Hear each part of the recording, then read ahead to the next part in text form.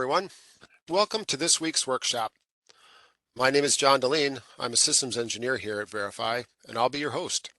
I'm joined today by one of the most recognizable names here at Variphy, our lead systems engineer, Victor Verba. Well, Vic, it's our first time together as a tandem for a workshop. Hope you're as excited about this as I am. I am, John. It may be our first time doing a workshop, but we've known each other for quite some time. Yes, it might even be decades plural, right? All right, so for today's workshop, Victor's going to show us all the features newly available with our 13.1 release that you're missing out on if you haven't installed the upgrade yet. We're going to start off with a quick overview of our company and what we do. We'll jump into a live demo where Victor will take us through what you're missing if you don't have 13.1. We'll pause for Q&A and get some of your questions answered. During the demo, if you have any questions, make sure to ask them in the Q&A panel in the bottom right of the screen. After Q&A, we'll award one lucky attendee with a $50 Amazon gift card. So hang around to see if you've won. Variphy is the preferred analytics and management solution for Cisco collaboration, providing industry-leading CDR, UCCX, and Cube analytics, along with fully customizable dashboards, remote phone control, change in DID management, and coming very soon, Zoom phone analytics and dashboards. But today, we're going to focus on our current release and its newly available features. If you have any questions on any of our other features, or if you have some interest in participating in our Zoom beta testing, please feel free to chat to me in the Q&A panel on the bottom right side of the screen, or reach out to your account manager for additional information. One more thing before we kick things off, Variphy does offer a consultative service that provides you a personalized experience with your Variphy system. Variphy's SE team engages with you on a one-on-one basis to remotely provide additional consulting, unassisted reporting, dashboarding, configuration, and system monitoring assistance. This is a service that provides you with a dedicated Variphy SE to do all the heavy lifting, giving you a completely hands-off experience. For more information, please contact us and we'd be glad to speak to you more in depth about our enhanced consultative services. With all that said, we're going to head into the wild. Excellent. Thank you, Victor. John. Hello, everybody, and thank you guys for joining us today. As John said, my name is Victor Verba, and today we are going to go ahead and cover all the things you may be missing out on if you have not already installed 13.1, and if you have, maybe we'll enlighten you and show you a couple things you didn't know were out there. So the first thing I'm going to go ahead and start off with is just a little side feature that we've added. We had some customers come and ask for prior warning, prior to a license expiring and things like that. So one of the features that we did go ahead and add is the ability to add an administrator email or multiple emails to give you a little alert if your license or your Variphy license is getting close to an expiration. So up at the gear on the top right-hand corner, you'll notice that we now have a license notification. It's pretty straightforward to fill out. You go ahead and enable it, you pop in your email, and you pop in what time it's going to go ahead and check. And it will start giving you an alert 60 days, 40 days, 30 days, and so forth when you're getting close to your expiration time. One of the benefits of that alert is not only is it just going to go ahead and tell you that you are getting ready to expire when you do expire, but that is also going to go ahead and generate a cluster license report for you automatically. Anybody that's worked with our account management team and our renewals team knows that's one of the things that we always ask for. So rather than having to worry about going in and generating that report, you can go ahead and forward that Variphy expiring license email right over to your account manager, and that'll really give them all the information they're looking for to get you a renewal. All right. Moving on to something more product-based, something more fun and interesting, is our computed ring time values. So if you have missed out on any of the webinars where we talked about computed ring time, we did one a couple weeks ago. You can always check that out on variphy.com under our webinar section. Just search for computed ring time. Essentially what we are doing now is we are really enhancing the way that the ring time is produced.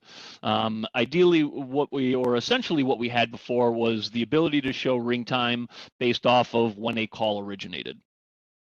We've made some enhancements. We realized that the origination of the call or the date time origination in the Cisco data is not necessarily always the best relier for ring time. So I'm going to go ahead and bring up an example here. Let me blow up my screen a little bit. And I'm going to scoot down to an example that I've got queued up that I thought was a pretty good example here. So in my sequence 185, whoop, let me get back down there. There we go. Essentially what we were doing previously is we were looking at the time a call originated for ring time. This is basically was supposed to really tell us when the call originated and got connected. However, the problem with that is the origination time often will persist through multiple rows of data. As we can see in our first one, the first call came in and our initial ring time was 0 duration. And that's because we were looking at the date, the time the call originated versus the time the call connected. However, keeping with the original logic, you'll notice that the origination time persists from the first record to the second record. We found that that's not 100% accurate from a ring time perspective. Just because the call originated here doesn't necessarily mean that it also originated here. So what we're doing now is we are changing things up a little bit, and we now have the option to add computed ring time. Again, if you're looking for some further details and how to use that and utilize that in your summary values, we have a great webinar on that. But long story short, essentially what we're doing now is we are looking at the entire sequence of events of a call to determine the ring time for the next leg. So in this example, what we're doing here is we're looking at the time the previous call terminated to the time the next call connects to develop a ring time of 2 seconds. If you'll notice here, this one disconnected at 11:32:51.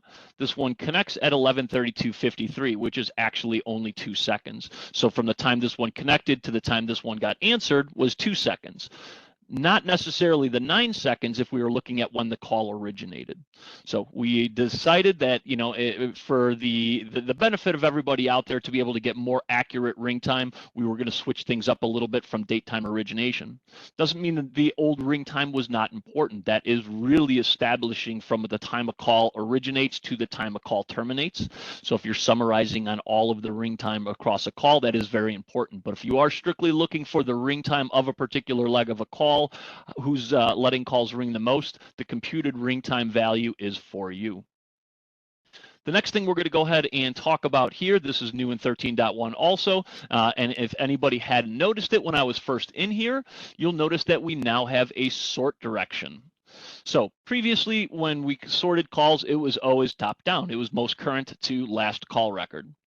We had a lot of customers that wanted to kind of see the other way. They wanted to see the ascending order versus the descending order. So being able to see the calls from, in this case, I'm looking at the previous week from the 22nd to the 27th in the reverse order. So we did go ahead and add the option to change that over to ascending.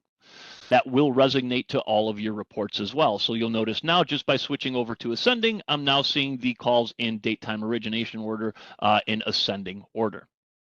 That same concept moves right over to reports. You'll notice in our reports, you also have the ability to go ahead and sort those based off of the detail and ascending or descending order. So something that we had a lot of requests for from our customers, so we did go ahead and get that ability in there. Great way to be able to take advantage of just kind of shifting those times and for different views for different people. The next thing I'm going to go ahead and talk about, again, also new for 13.1, is our multi-cluster cube reporting. So if you're familiar with our cube analytics, previously we had the ability to report a cube at a time. This was when we initially rolled this out. We had a lot of requests come through where people are trying to find all of the drop calls across all of their cubes, or they're looking for a phone number. They don't necessarily know where it went in, where it went out. They just know they have a phone number. So rather than having to run the report previously on each cube individually to try to find out what happened with that number, or run multiple reports to say get your disconnect codes, you can go ahead and add all of your cubes into a single report. So if you're familiar with our multi-cluster reporting in Call Manager, you'll know that in the actual report, we are not necessarily identifying the clusters. So there's no way I can go into this report and say, hey, add all of these clusters. The reason being is reports can be run and they can be changed for various times and have various data input them when we're running them. So when you're running a cube report, all you have to do is simply click the play button, and you will now notice this new guy right here, additional clusters. Much like in our call manager information, you have the ability to just scoot your additional clusters over, do your search time window, and now what we're going to have are results from multiple clusters. Open that guy up and show you an example here. And there you go. You can see my cube 2 or my cube and my cube 2, and I don't have any calls going through my cube 2, but now you are able to see that information from both clusters rather than having to run multiple reports, one for each individual cube. While we're in here, we're going to go ahead and take a look at another feature that was added. Moving away from call manager analytics and cube analytics, we're going to go ahead and take a look at the UCCX analytics. So this is a great feature for a lot of folks out there. We had a lot of customers come and ask us for a little bit more information on UCCX analytics. And what I mean by that is previously when we ran reports on our analytics, let's say, for example, we were running a report for December. If somebody was removed from the UCCX sometime in December, they would not have appeared on our reports. We were strictly looking for active agent information. So what we've added is the ability to go ahead and show inactive users, filter on inactive users being users that are no longer in the UCCX. Somebody that may have left the company, maybe somebody that migrated to a different position and is no longer an agent taking calls. So one of the things that you're going to notice right here is we have this ability, this new little button right here that says show historical options. Now, if I use my drop down here because I'm searching agents, I have 2 agents selected, Charlie Murphy and Kenny McCormick. And I have all of the agents that are active in my call manager. In other words, still, or in my call manager, in my UCCX. In other words, still in my UCCX.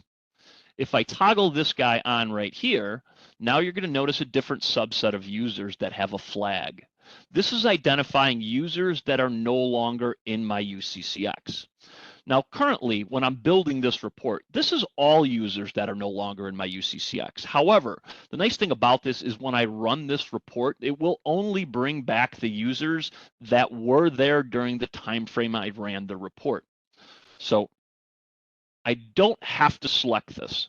The only time I necessarily need to show the call history option here is if I'm specifically trying to select something that no longer exists in my contact center. So for example, I wanted to run a report on Abram. If I check mark that, I'm going to be able to see Abram. Without that turned on, I'm not going to see Abram there. However, that same concept moved across not just individual agent searches, but also being able to search different criteria like teams or resource groups. So I'm going to show you a good example here. Once I select my teams, once I add criteria, this is a list of all my active teams in my UCCX. If I check mark that guy, you're going to see a couple teams here. Go Bills is no longer viable. But that doesn't necessarily mean that if I just do something like this and I have no filter, I'm not going to get my inactive agents. The great thing about this update is if I run this report with no filters at all, in other words, basically show me all of my agents, when I run this, it's going to find all of my agents that are active and inactive for the time frame that I chose. So let's talk about that. The time frame that I chose is the date I'm requesting on the report. So if I run this for, let's say, the previous month,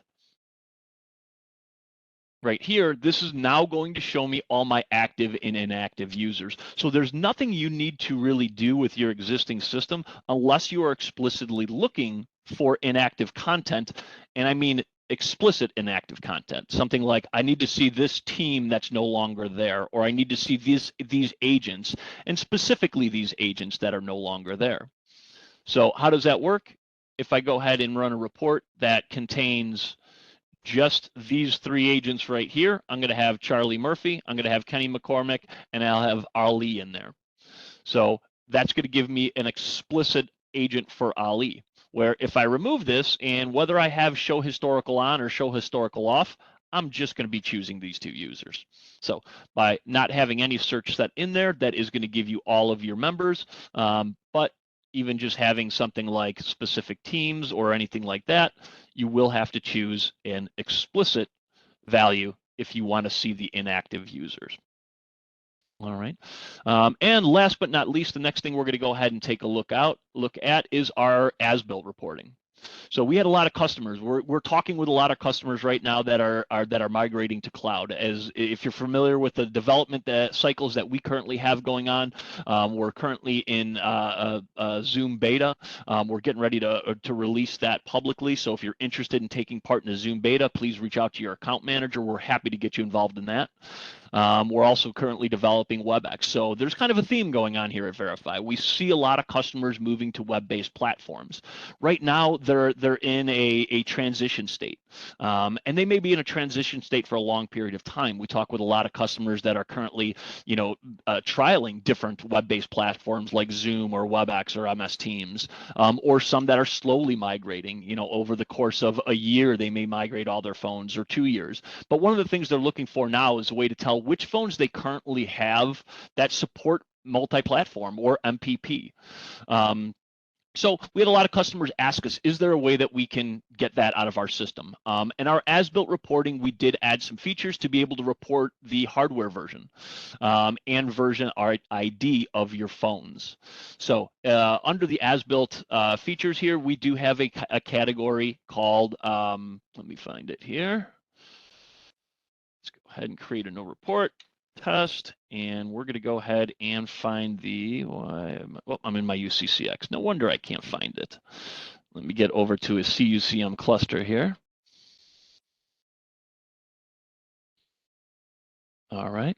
So under our as-built configuration, super easy to look for. You can just type in IP phone. And we've got an option over here called IP phone serial firmware and CDP. All you simply do is need to scoot that guy over, give this guy a name, and you can run this report in CSV or PDF format. You can run it against your live current inventory, or you can run it against the existing snapshot. I'm not going to run either of them. I don't have a whole lot going on in our lab, but I am going to show you an example of exactly what this report will look like. So this here is the IP phone serial report. And if we scoot over to a couple columns over here, I'm going to go over to column AJ and K, and you're going to notice that we now have version ID and hardware revision. I did turn some filters on here just to kind of show you an example. Once I filter out all my blanks over here, one thing you're going to notice is now we have the hardware, the version ID of your phones, and also the hardware revision that your phones are using. Now, I don't have a magic button for you that says this is MPP capable or cloud capable. That is something that you will have to look at the model of phone to find out what version and what hardware version is MPP capable or multi-platform capable that will support cloud. A lot of times we see firmware has to get updated, and then you're able to update the hardware revision. But the great thing about this is you're no longer having to go to individual desk phones. The difficult part about this was the only way you could get this information previously was, one, if you still had the box from the phone, or two, going to the physical phones, looking at the tag to try to find out the initial version. And again, that doesn't necessarily mean that it hasn't been updated at some point in time throughout that phone's life cycle. So great thing about this is using that as-built report, you can easily produce that information to determine which of your phones are cloud capable or support multi-platform phone. So John, I think we're going to let everybody go a little bit early today. Do we have any questions about any of the new features here in 13.1? Well, that was a fantastic presentation, very compelling, but I am not seeing anything in the Q&A panel or the chat. So, Excellent. wait, there is one. All right. Came over in the chat. Will this UC reporting ever be available for PCCE? Sure. I don't say no to anything. Our current roadmap is taking us in a direction to be able to support a lot of what we see our vendors doing, and that's really pushing a cloud-based platform. Things like Cloud Contact Center. I'm not going to say we'll never support PCCE. However, with our current roadmap, I wouldn't say it's something that we would expect to have out in the near future. All right. I hope that answers the question. There was a please on the first one, and now a please, I'll buy the first round. So if that doesn't kind of move it up the ladder. Absolutely. And one of the things, guys, is if there are features that you want to support, platforms that you want to support, we love to hear from you. The design that we looked at today is coming from what we've had requests from customers. We continue to build our product or what our customers are asking for, where we see environments moving and where we see platforms moving. So if there are certain features, certain platforms that you want Variphy to go ahead and support, please email your account manager, email support. Let us know. That way, the more build up and the more hype we can get about a certain product or a certain platform, it lets us help us drive our development. Yep, absolutely. Well said. Thank you, sir. All right, so I think now we're to the time where everyone's been hanging out for. The winner of today's gift card is, the suspense is killing everyone, I'm sure, at this It point. is. It is the drum roll. Ba-dum. Bob Sarich. Congratulations, Bob. Your account manager will be reaching out to you shortly to get that gift card in your hands or online. Now, don't forget to join us next week when Dre and Jim will regale you with new year, new data as they show you how to leverage Variphy's multi-database support to archive your 2022 data. I'd like to take a moment. Thank you all once again for taking time to join us today. And everybody, please have a great rest of your week. Take care Thank you now. all.